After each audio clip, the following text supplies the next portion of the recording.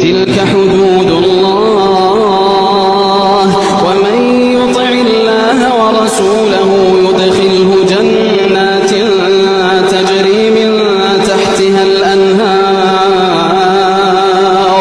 ومن يطع الله ورسوله يدخله جنات تجري من تحتها الأنهار خالدين فيها وذلك الفوز ومن يعص الله ورسوله ويتعد حدوده